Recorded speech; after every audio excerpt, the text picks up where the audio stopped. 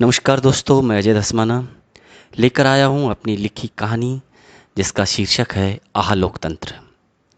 और कहानी इस तरह से है। डॉक्टर अदिति आज फिर बंद कमरे में बदहवासी से चहल कदम कर रही है। उसका मन अशांत है और उसकी दिल की धड़कनें तेजी से धड़क रही हैं। लगभग आधे घंटे से डॉक्टर अदिति के मन में तूफान मचा हुआ है। आज कॉलेज से आते वक्त चौराहे के उस दृश्य ने उसे हिला कर रख दिया, जिसमें खून से सनी हुई पगली, पीठ पर लदा हुआ पगली का बच्चा और पगली के पीछे भागती हुई पागल भीड़ थी। उफ, वह भीड़ ऐसा लग रहा था जैसे पागल लोगों का सैलाब उस पगली को अपने पागलपन में बहा ले जाएगा। भीड़ ने हो हल्ला मचा रखा था। पगली भाग रही थी और भीड़ चिल्ला रही थी, चोर चोर, पागल पागल, मारो मारो। बचने न पाए। पगली के पीछे भाग रही भीड़ चिल्ला रही थी और तभी पगली को ठोकर लगी और वह बच्चे सहित गिर पड़ी। पागल भीड़ पगली और बच्चे पर टूट पड़ी। लोगों के शोर के बीच अदिति पगली की कराह सुनने का प्रयास कर रही थी और साथ ही सुनने का प्रयास कर रही थी बच्चे का रोना।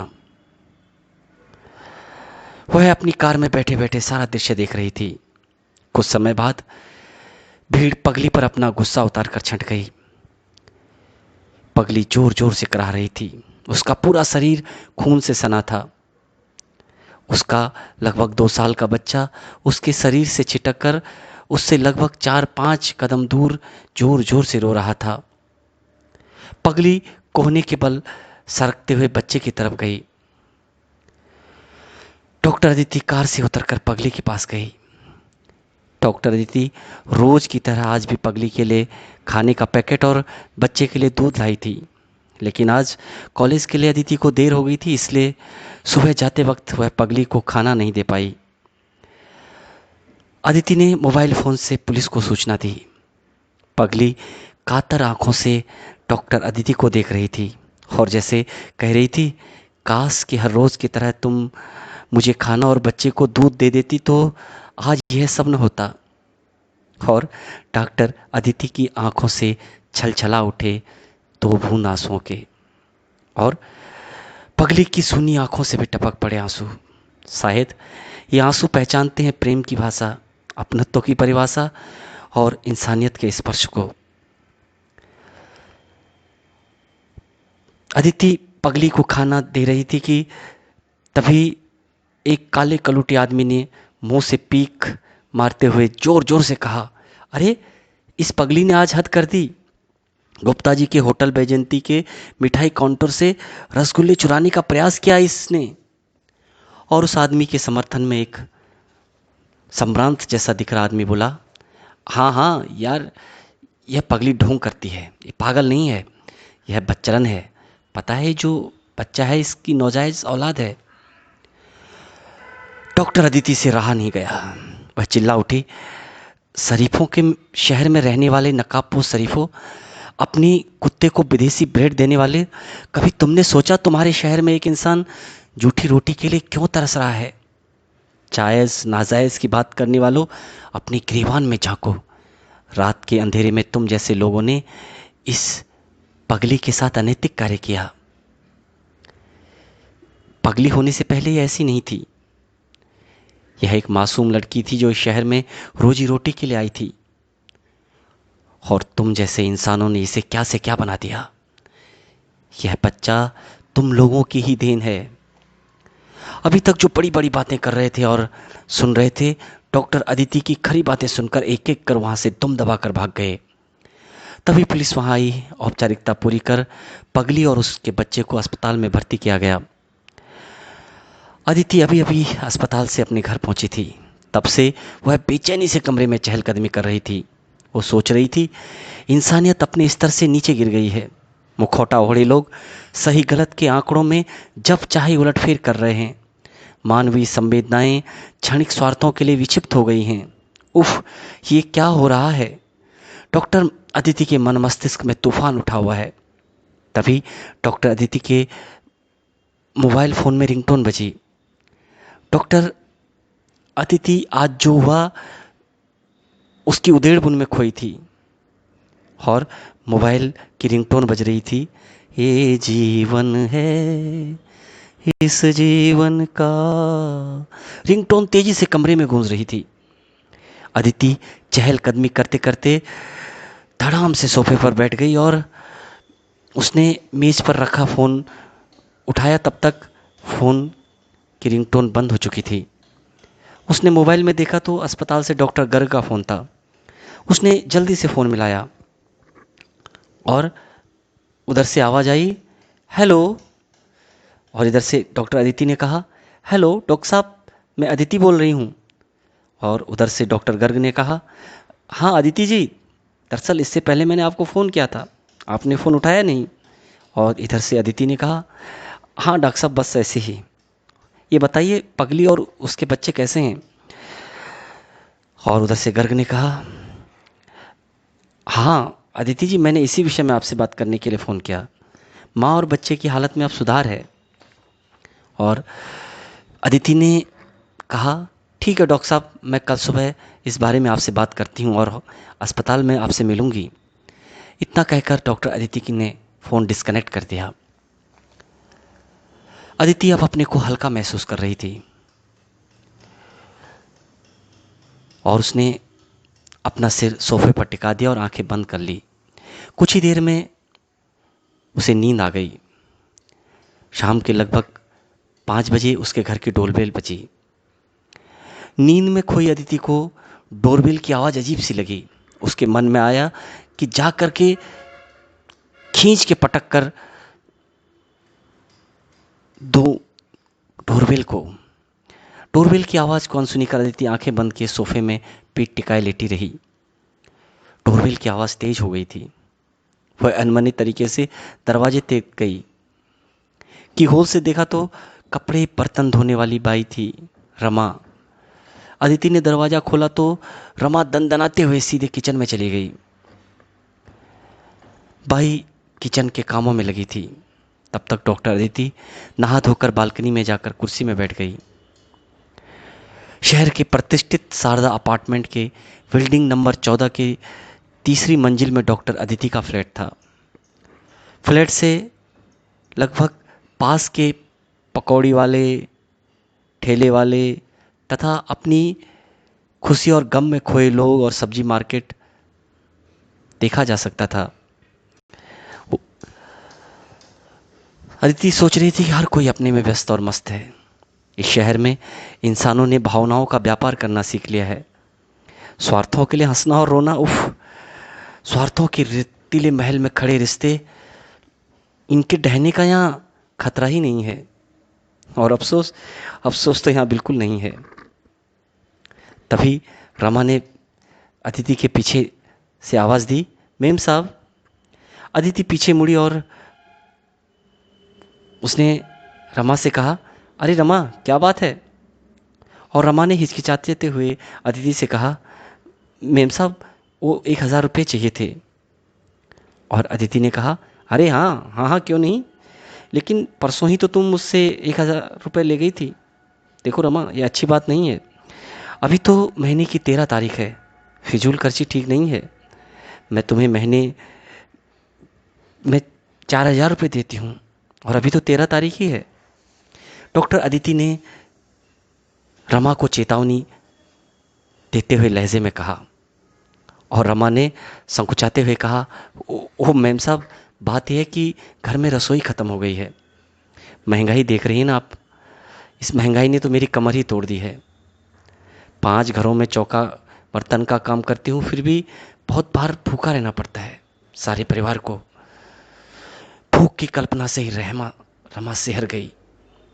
अंत में बोलते बोलते उसका गला रुंध गया। अदिति से यह दृश्य देखा नहीं गया।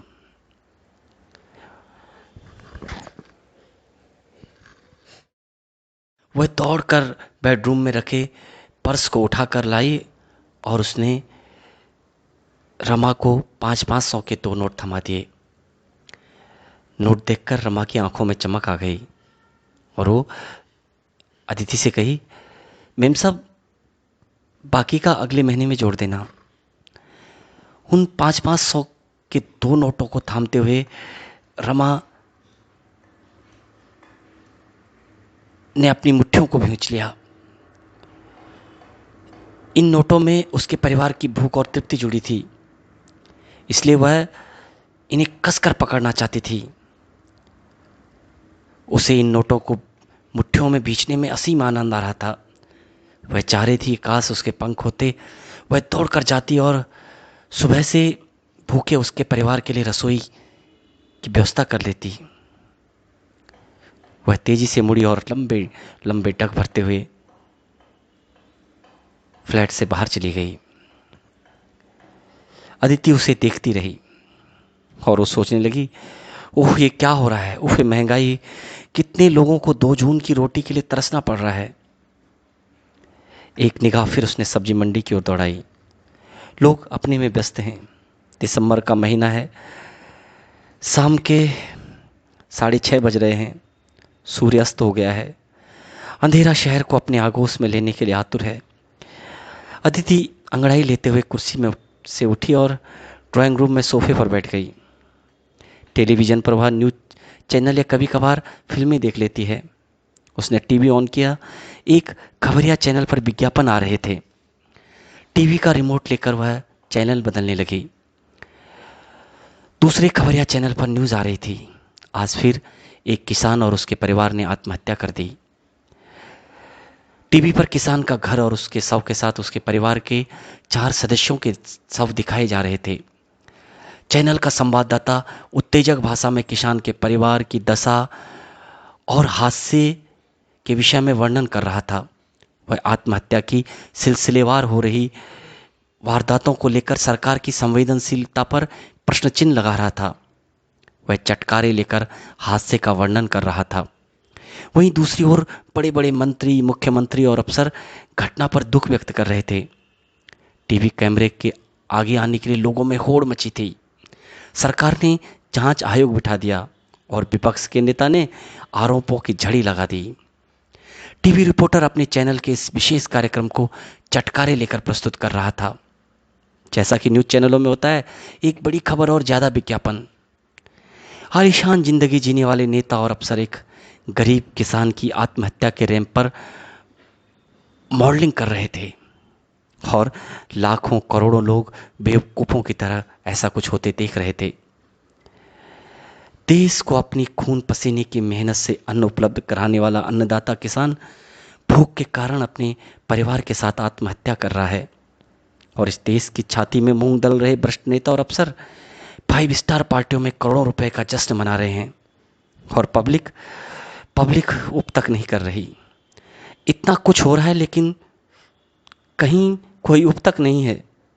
अदिति सोच रही थी कि पब्लिक तमाशबीन बनी है। टीवी चैनल की तरह पब्लिक को इंतजार है किसी और गरीब किसान की आत्महत्या का। तभी अदिति के फ़ोन की रिंगटोन बजी।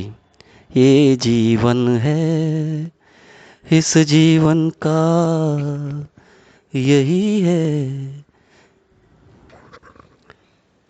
अदिति ने मेज़ पर रखे मोबाइल को उठाया। डॉक्टर दीक्षित का फ़ोन था। डॉक्टर दीक्षित जूलॉजी विभाग के विभागाध्यक्ष हैं और कॉलेज की अनुशासन समिति के अध्यक्ष भी हैं। अदिति ने फ़ोन उठाया और उधर से डॉक्टर दीक्षित की आवाज़ आई और वो बोले, हेलो अदिति। और इधर से अदिति ने कहा, जी डॉक्टर साहब। और उधर से डॉक्टर दीक्षित ने कहा, अदिति जानती हो वो पप्पू शर्मा है ना? हाँ वही तथाकथित छात्र नेता जिसने कॉलेज में आज कोहराम मचा रखा था। 2 छात्रों को गोली मार दी उसने। मजाक बना दिया इन्होंने। डॉक्टर दीक्षित उत्तेजित आवाज में बोल रहे थे और इधर से अदिति ने कहा, जी डॉक्टर साहब वही पप्पू शर्मा जिसका भाई विनय शर्मा इस समय असेंबली चुनाव लड़ रहा है। और उधर से डॉक्टर दीक्षित ने कहा, हाँ हाँ, वो विनय शर्मा तो जेल में है, हत्या और जबरन वसूली के मामले में, और इस समय चुनाव लड़ रहा है। इधर से अदिति ने डॉक्टर दीक्षित से पूछा, कैसे हुआ डॉक्टर साहब यह? और उधर से डॉक्टर दीक्षित ने कहा, दरअसल कॉलेज के कुछ छात्रों ने एक संस्था बनाई है जो असेंबली चुनाव में स्वच्छ छवि के लोगों के पक्ष में ड्रामा, गीत और विचारों के माध्यम से लोगों को जागृत करना चाह रहे थे। ये दोनों छात्र उसी संस्था से जुड़े थे, और आज जब ये लोग रात 9 बजे के लगभग न्यू विकास कॉलोनी से हॉस्टल आ रहे थे, तभी विनय शर्मा और उसके गुंडों ने उनके साथ मारपीट की और 2 छात्रों को गोली मार दी। और फिर डॉक्टर दीक्षित की उत्तेजना बढ़ रही थी और वो उत्तेजित होकर कह रहे थे, उफ, ये क्या है? आज़ादी मिलने के इतने वर्षों बाद भी वही सब अंग्रेजों जैसी चाल। इतना कहते हुए पूरी तरह हाँप गए थे डॉक्टर दीक्षित। और इधर से डॉक्टर अदिति ने कहा, पुलिस तो मौके पर पहुंच गई होगी ना डॉक्टर साहब? और उधर से डॉक्टर दीक्षित ने कहा, हाँ हाँ, पहुंच गई पुलिस, अंग्रेजों की बनाई पुलिस। यह तो झूठे और मक्कारों की जमात है। गुंडे और अपराध तो इसी पुलिस ने पैदा किए हैं। आखिर अंग्रेजों की मानसिकता से उपजी भारतीय पुलिस व्यवस्था कब बदलेगी? शायद कभी नहीं। डॉक्टर दीक्षित व्यथित हो रहे थे, उनकी आवाज़ कांप रही थी। वे दिल के मरीज भी हैं। डॉक्टर अदिति ने डॉक्टर दीक्षित को संयत रहने की सलाह दी और उन्हें याद दिलाया कि उनके असंयत होने से उनका जीवन खतरे में पड़ सकता है। डॉक्टर अदिति ने डॉक्टर दीक्षित से कल सुबह मिलने की बात कहकर फ़ोन डिस्कनेक्ट कर दिया। सोफे पर से टिकाए डॉक्टर अदिति डॉक्टर आक्रोश दीक्षित के आक्रोश पर हल्के से मुस्कुराई। वो सोचने लगी, व्यवस्था बदलने की बात कर रहे थे डॉक्टर दीक्षित, कैसे होगा यह सब? जिस समाज में व्यवस्था उपभोग की वस्तु हो, उपयोग की वस्तु हो, और जिसे मुट्ठी भर लोग सुविधा अनुसार उपयोग में लाएं, उस व्यवस्था से डॉक्टर दीक्षित कैसे न्याय की बात कर सकते हैं? डॉक्टर अदिति का सिर भारी हो रहा था। वह किचन में गई, उसने वेजिटेबल सूप बनाया और सूप पीकर वह सो गई। अगले दिन डॉक्टर अदिति देर से जागी। कॉलेज की छुट्टी थी, असेंबली चुनाव के लिए मतदान था। इस वजह से डॉक्टर अदिति की दिनचर्या सुबह 11 बजे तक खत्म हुई और वो पास में ही पोलिंग बूथ में अपना वोट देने गई। वोट देकर घर पहुंचकर उसने सबसे पहले डॉक्टर गर्ग को फ़ोन किया, पगली और बच्चे की खैर खबर जानने के लिए।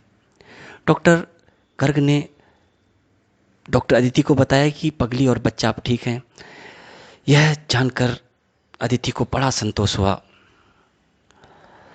तभी रमा दनदनाते हुए उसके फ्लैट तक पहुंची। आज रमा बहुत खुश थी। आज वह रोज की तरह परेशान नहीं थी। अदिति ने रमा से उसकी खुशी का कारण पूछा तो उसने कहा कि उसे पूरे 1000 मिले हैं असेंबली चुनाव के उम्मीदवार विनय शर्मा के एजेंटों से। रमा विनय शर्मा की जीत के लिए दुआ मांग रही थी और वो कह रही थी कि जरूर विनय शर्मा भारी मतों से जीतेगा। और लगभग 1 हफ्ते बाद असेंबली चुनाव के नतीजे आए और वही हुआ जो रमा ने कहा था। हत्या और जबरन वसूली के आरोप में जेल में बंद विनय शर्मा ने भारी मतों से जीत दर्ज की थी। डॉक्टर अदिति के मुंह से अनायासी 2 वाक्य निकले, आह लोकतंत्र। हफ्ता भर सब सामान्य चला। उस दिन रविवार था। डॉक्टर अदिति घर पर ही थी। तभी सुबह के 11 बजे अदिति के घर की डोरबेल बजी। अदिति ने दरवाज़ा खोला तो सामने रमा थी। रमा आज बहुत परेशान थी। अदिति को देखकर उसकी आंखों से आंसू टपक पड़े और अदिति ने रमा के कंधों को झकझोरते हुए उससे पूछा, क्या हुआ? और रमा ने जोर जोर से दहाड़ मारते हुए अदिति से कहा, मेम साहब, इस नई सरकार ने हमारी बस्ती को उजाड़ दिया, हमें बेघर कर दिया। अदिति ने रमा से पूछा, फिर तुम कहाँ रह रही हो? रमा ने जवाब दिया, मेम साहब, हम लोग नंदोई के यहाँ रह रहे हैं, मरे इस सरकार का। फिर अदिति ने रमा से पूछा, अरे वो विधायक विनय शर्मा है ना, तुम लोग उससे क्यों नहीं मिलते? विनय शर्मा का नाम सुनते ही रमा की आंखें गुस्से से लाल हो गई और वो चीखते हुए अदिति से बोली, मेम साहब, मरे उस कमीने का, वो तो सरकार के साथ है। उसके आदमियों ने हम लोगों के साथ मारपीट की। हम लोग बस्ती उजाड़ने का विरोध कर रहे थे तो उन्होंने हमें डंडों से पीटा और हमने सुना है कि बस्ती खाली करवाने के बदले उसे मंत्री पद मिलेगा। और अदिति ने रमा से प्रश्न किया, अब क्या होगा रमा? डॉक्टर, अदिति के इस प्रश्न से रमा बेचैन हो गई। उसकी आंखों में और चेहरे में घर छीनने का भय तैरने लगा। उसके शरीर में एक हल्की सी सिरहन दौड़ गई। अदिति ने अपनी तरफ से रमा को 2000 रुपए दिए और उसे सांत्वना देकर भेज दिया। रमा के जाते ही अदिति के मुख से फिर निकला आह लोकतंत्र और वह धड़ाम से सोफे पर बैठ गई। उसने आंखें मूंद ली। बंद पलकों में उसने देखा लोकतंत्र के एक पलड़े में रमा, पगली और गरीब किसान बैठे हैं और दूसरे पलड़े में नोटों के साथ विनय शर्मा, शराब और बंदूक रखी है। पब्लिक का वजन हल्का हो गया है और दूसरा पलड़ा भारी हो रहा है। पब्लिक का पलड़ा हवा में झूल रहा है। उसे पगली और उसका बच्चा भी दिखाई दे रहा है और आत्महत्या कर रहे किसानों के शव भी उसे स्पष्ट दिखाई दे रहे हैं। उसे दिखाई दे रहा है लोगों का हुजूम जो व्यवस्था से त्रस्त है और अत्याचार शोषण को चुपचाप सहन कर रहा है, लेकिन उसे कहीं भी कोई जननायक नहीं दिखाई दे रहा है। और उसे ये दिखाई दे रहा है कि लोगों की आंखों में किसी को ढूंढने की तलब है। वो किसी जननायक को ढूंढ रहे हैं। डॉक्टर अदिति को दिखाई दे रहे हैं नेता और भ्रष्ट अफसर जो पब्लिक के पेट पर नकेल बांधे हैं और पब्लिक को अपने आगे पीछे दौड़ा रहे हैं। उसे बस गुंडागर्दी से त्रस्त डरे सहमे लोग दिखाई दे रहे हैं और एक जननायक की तलाश अभी भी पब्लिक को है। धन्यवाद दोस्तों, ये कहानी समाप्त हुई। कहानी सुनने के लिए बहुत बहुत धन्यवाद।